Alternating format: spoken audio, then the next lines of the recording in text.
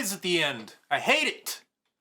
Let me show you how we can completely get rid of that intolerable hiss at the end of our rock songs. It's actually very easy, and you have me to guide you through it. So we are going to check out this Pro Tools session that I've got going on of an instrumental song with some buzzy, hissy junk from the amp at the very end.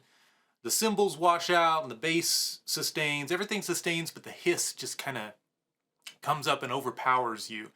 And it sounds bad to my ears. I could understand where there might be a song that you wanted to leave it, you wanted to at the end on the guitar.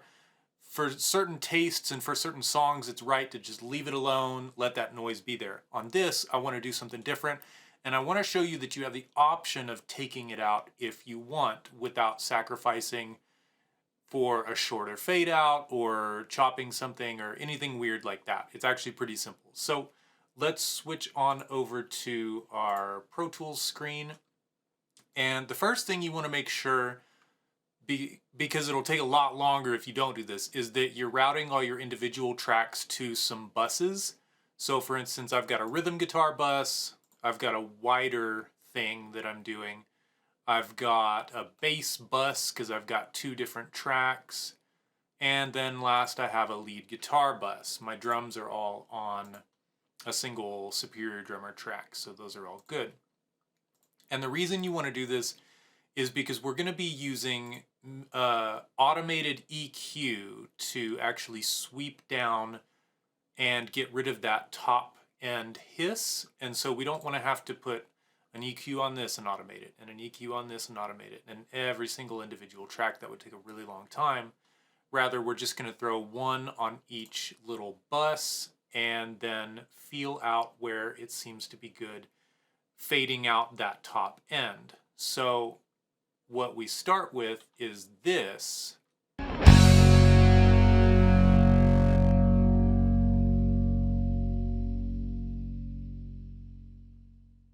And what we're going to end up with, sorry, I don't know that keyboard shortcut,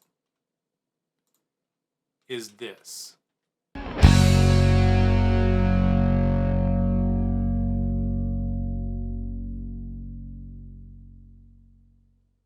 Hey, that was kind of nice, wasn't it? Okay, so simple, simple, simple. All you need to do is begin by identifying which tracks or bus groups the hiss is coming from. Now, I already know for sure that the rhythm guitars are generating the majority of it.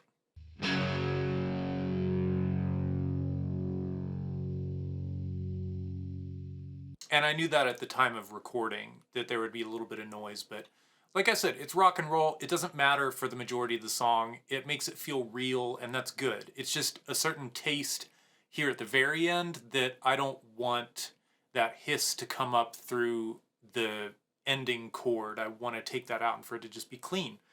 So, very, very simple what we're going to do. We're going to open up your favorite EQ, and for me it's Pro Q3. And all you need to do is create a high cut band, and then make sure it's on stereo, and then all you need to do is go over to auto and find band 1 frequency over here. Make sure you add it, hit OK.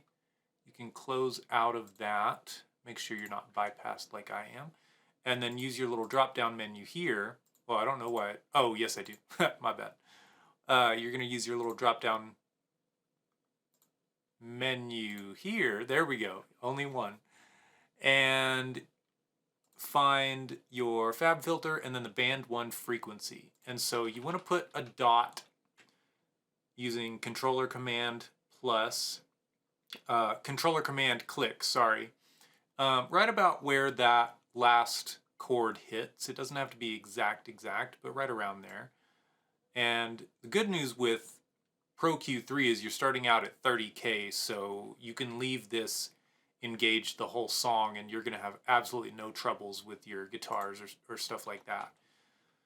And then you just want to add another dot right where you hear the hiss begin to kind of take over. So let's listen.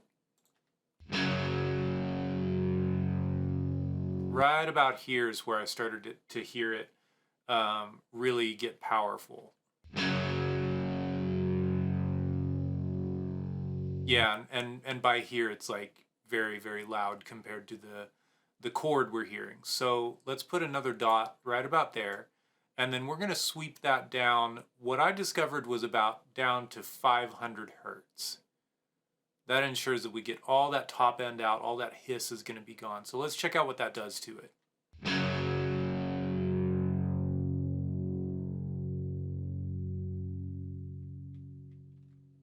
Now that might be too aggressive, so let's check it in the context of the mix. And just for continuity, I'm making sure all the rest of the EQs are enabled. So here we go.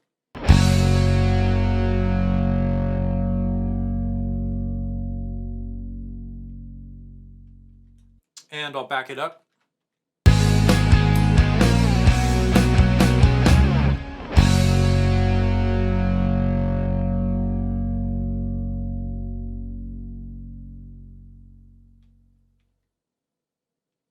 Honestly, I didn't find that too aggressive at all.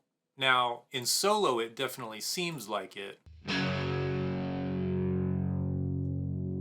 And if you want to make it a little more gentle, you're more than welcome to do so. We can just stretch that out. I'm still going to go down to about 500.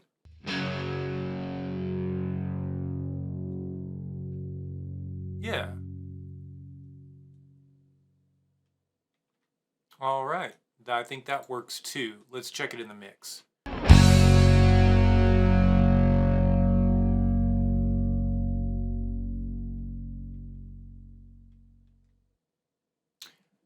I think either one would be fine. I personally preferred it sooner, so I'm going to go ahead and leave it like that. And then all you have to do is repeat that action on any track that you hear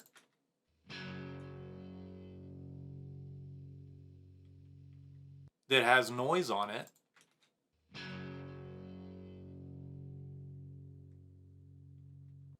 And keep in mind, this noise is going to be covered up by the cymbals and reverb for the most part during the majority of the song. So it's not something you really have to worry about most of the time. Noise happens, especially with loud rock guitars. It's okay. It's not a sin. If anything, it's perfectly natural and normal. And in some cases, you may even want that in there. This is merely just a little trick you can use. It's just so you know that you can do it if you want to take it out at the end. And it's nice to know that it's there. So one more time, let's listen to it with the drums, see how those cymbals cover up the initial hiss. And then what we want is a nice musical fade out that sort of takes place at a similar rate.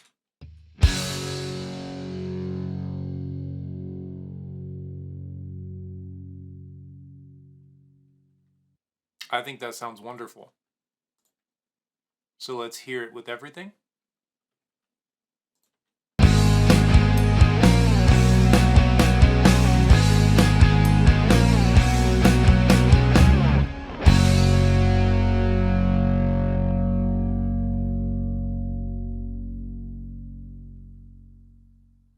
Awesome. And then here's what we started with.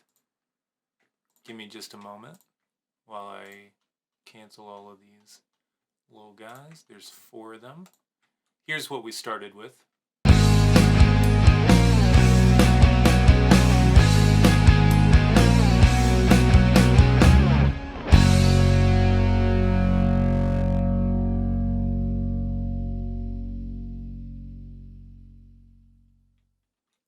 So it's subtle, but to me, it makes a big difference if what you're going for is just a nice, clean, high fidelity, very professional sound, getting that little hiss out of there and just letting the music fade out rather than as the music fading out, noise being introduced, especially if you are not in the most ideal studio in terms of your electrical power, if you don't have the most ideal amp setup, if you have noisy gear, cables, all sorts of stuff can begin to introduce noise in the studio. So this is just one little way that you can use to kind of bypass that and get around those difficulties that a lot of us will be facing. So I hope you guys found some value in this, and I hope it works to make your next song that much more killer. And I look forward to seeing you guys in the next one. Thanks for watching.